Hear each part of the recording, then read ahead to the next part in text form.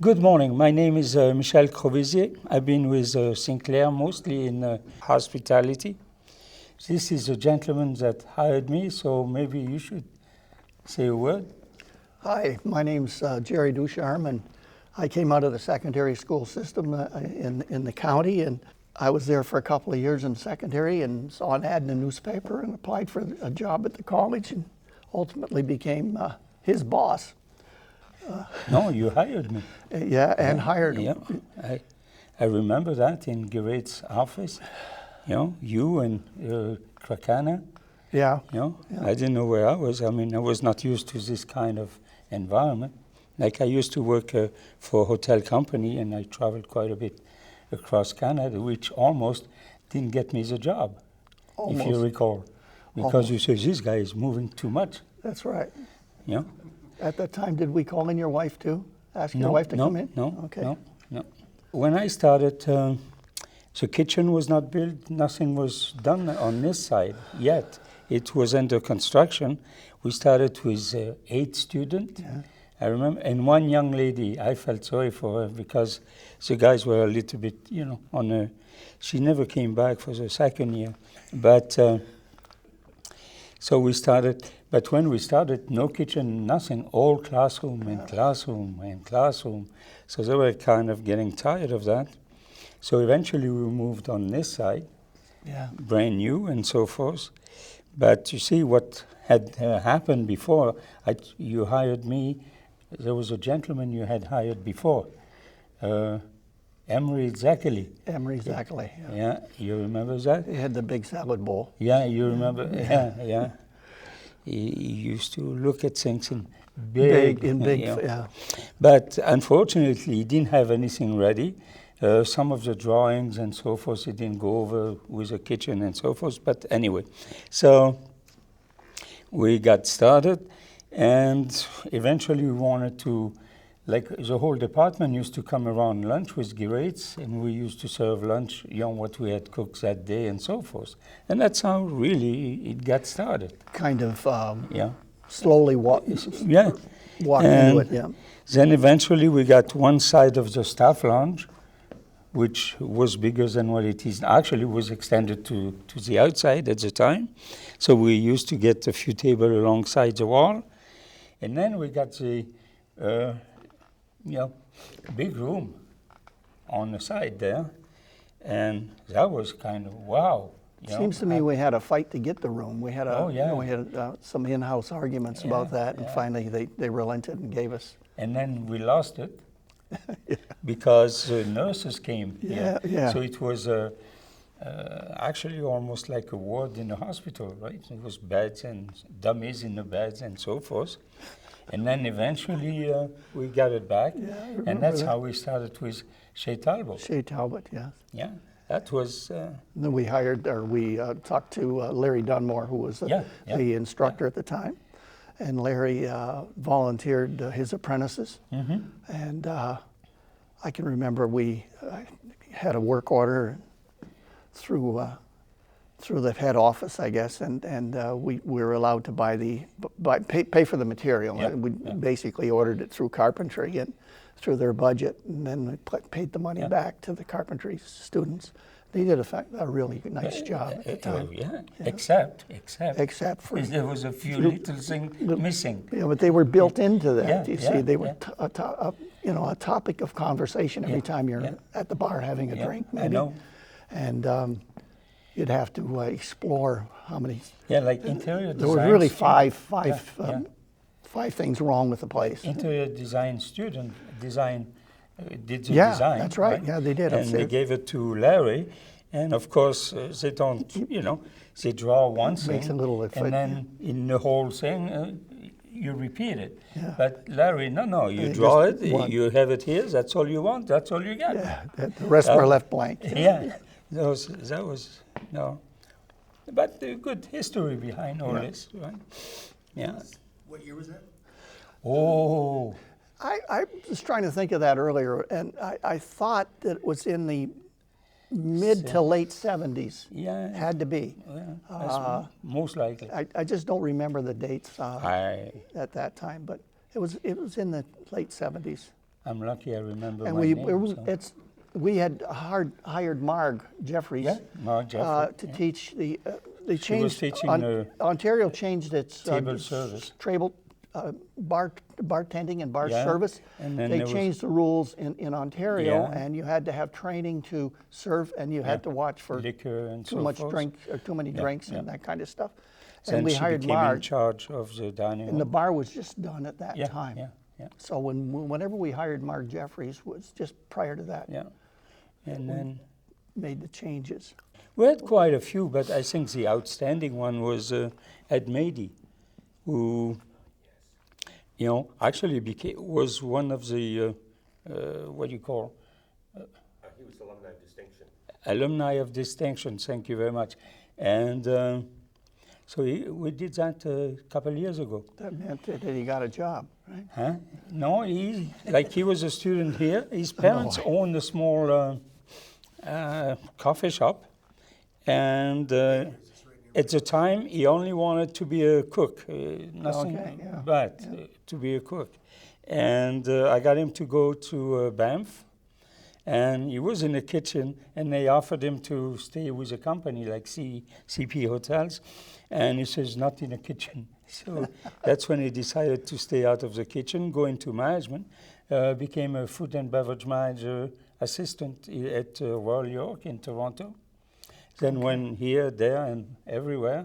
And now he's a general manager of, he was vice president for Ritz-Carlton Hotels. Wow.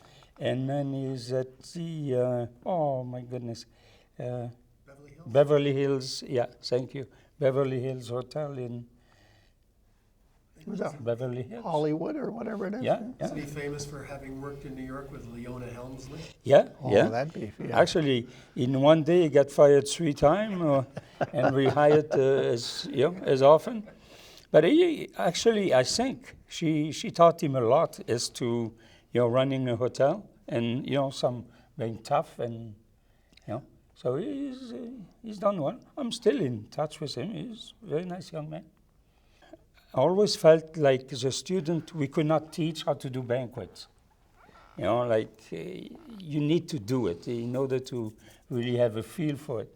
So we did a few things, mostly in the cafeteria, and we did 400 or 500 people. Yeah. One of the most memorable one, we did a Renaissance dinner, and that was in conjunction with university alumni or something. So we did, then we did Loterio. Yeah. We had a dinner for Loterio. But usually every year we did something to get, a gala dinner of some sort. And we had, 400 or 500 people. The student didn't like my skin, but, it was one of those, you do it. But then we raised a lot of money, mostly for bursary, then also for the library. So we, I think, I can't remember now, but over 100,000 was raised for, at one time, my goal was to every student would have a bursary. Yeah. Not a huge one sometimes, but, every student. So we had enough money there, and it still is. Good. Somebody kept it going. They kept it alive. Yeah. So, Terry, your background was automotive. What was it like managing a bunch of chefs? Difficult. Difficult. Especially when you had 3 of them. Yeah. We had 3 there. We had Willie. Willie was yeah. We've had we had a series of them, but in the long term we wound up with the 3. Yeah. And it was Michel, and then there was Rainer Schindler and Glenn van Bloemenstein. Glenn van Bloemenstein, and all had different experiences, which was interesting. Actually very, very good people, but they all have the same idea of what's right, and they don't necessarily agree. There's an old adage about women not getting along. Well, there's something like that. It was tough being an automotive type and then having these guys coming in with their requisitions where they needed to have these special mushrooms or whatever you call them. They grow in France, and it costs you $300 for a little brown paper bag. For these. That's what it was 25 years ago. It's probably double that now. Yeah. But great people. They're workers. They never stop working, and they're always thinking of something. Yeah, we always had a plan of doing something, but especially for the student, and at the same time get the name of the college out in the community. And we had, we did champagne dinner, we did all kinds of, things. I remember some guy, when he came out, he drove the other way of, the online, just the wrong way. But no accident of. Yeah. No, it was good bunch of people. Really. When Chez Talbot opened, was there not some conflict with local restaurants or something? Yeah. But we had a good advisory committee, if you remember. We had a food service advisory committee. And in fact, what's the name that just died? Rakovitis was a real active member. And the fellow that was a world-class chef that Hans Bushkins. Hans Bushkins was on the committee, and a few others. And they really supported us. And I think we went at it very quietly and gently and tried not to step on people's toes. But there was a problem in the very beginning, Yeah, I mean, there was a lot of people on the outside trying, just who were taking their business away and but really, it kind of died. Yeah, it went by the wayside eventually. Most of the time we ignored it. That was the best policy on, no, because you can't, what are you going to say?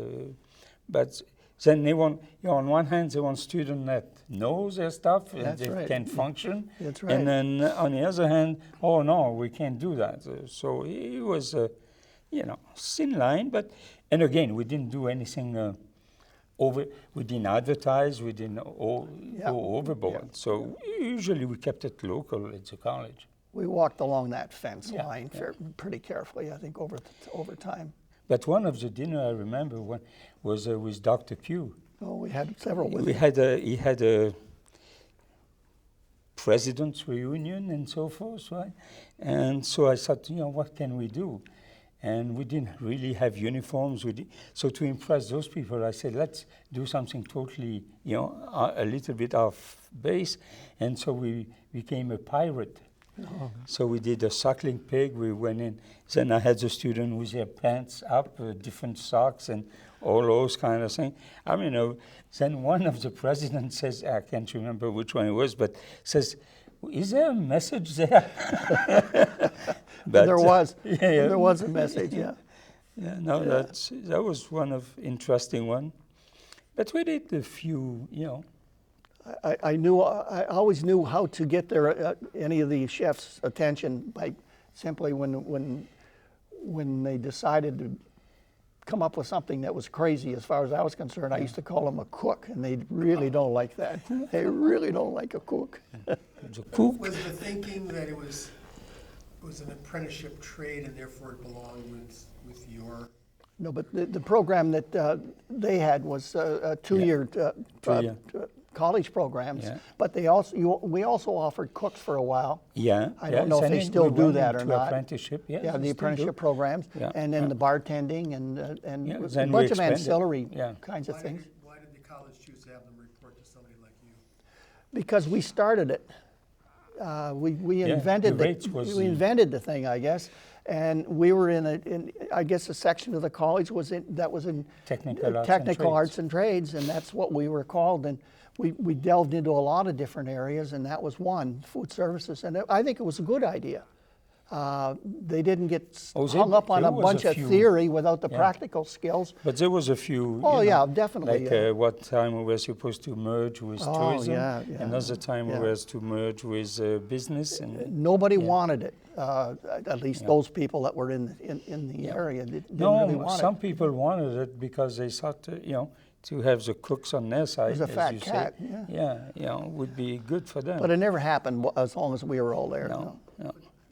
That's a very interesting point, Jerry. We're talking, this is all about capturing and maintaining the history of the college. Are you saying the Technical Arts and Trades Division actually came up with the idea of the food service program? Yes, definitely. Yes, it was our division. Who were some of the players involved?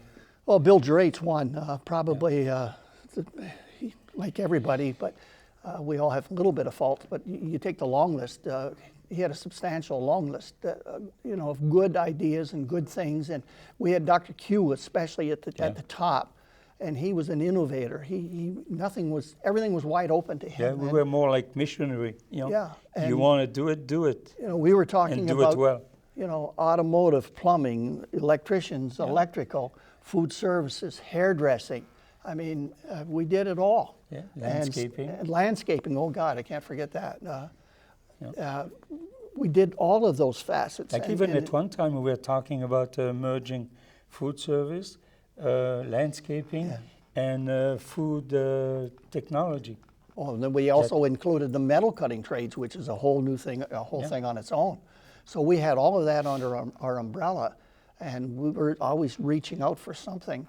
And I think the areas that we were involved in were people that got training in something that it was very, very practical, along with the theoretical, and they get the hands-on, and they all got jobs, and I think that's what we're here for. No, that was, and actually it was nice, like we used to say, if we can't steal it, we'll build it. Yeah, that's right. And I remember we built some funny things. Yeah. Funny things like barbecues and stuff like that. So it was, No, it was a good mix, actually. Yeah, it was very good. Yeah. You needed something, went to carpentry. Yeah. There was a good interaction, interaction and support from each. No, I was, I think it was the place to start, really, and it happened. And it certainly gave a lot of students an opportunity that might otherwise not have gone to a post-secondary institution. Yeah. All right. So there wasn't anything out there that they could go into other than the programs that we developed, I think, to a large degree. We're getting near the end. Just wondering if each of you had one more outstanding memory of your time with that program. With the food service specifically? And Chez Talbot. And Chez Talbot. Well, again, I think there's probably a good example of departments coming together to support the program, and I think that thing about Larry Dunmore and his carpentry apprentices really highlighted it, along with another section of the college outside of our department, which was the design, interior design. They came up with the whole concept of how, what it should look like and things like that. And that was not even part of our division. So that's a case of where another division came into ours and interacted with us, and Larry with his carpenters, and we had all kinds of people on the outside that were giving us help, and it was all volunteer. And the electrical, the apprentices, they did the wiring and the plumbing and all the rest of it. All these trades came together on a voluntary basis and came up with it. And I'm sad to hear today that it's not there. So Oh no, it's still there. Is it still there? Oh yeah. Oh, okay. It Doesn't look the same. It has changed. It was all stained wood and all that. Is that all gone? Yeah. Oh, God. You'll see. You got me here on false premises. One last final memory. We have actually some of today's faculty were people who were our students. Oh, yeah, And they did a fantastic job. The program has grown, like when I look back from 8 people, it's like a phone booth classroom size at the time. Now they got over 100 students in first year and so forth. They still have projects for more things, like they want to go into baking and so forth. So I take pride in the sense of having been here at the start, and then to see that things are not going, downhill, but they're going uphill, and that's great.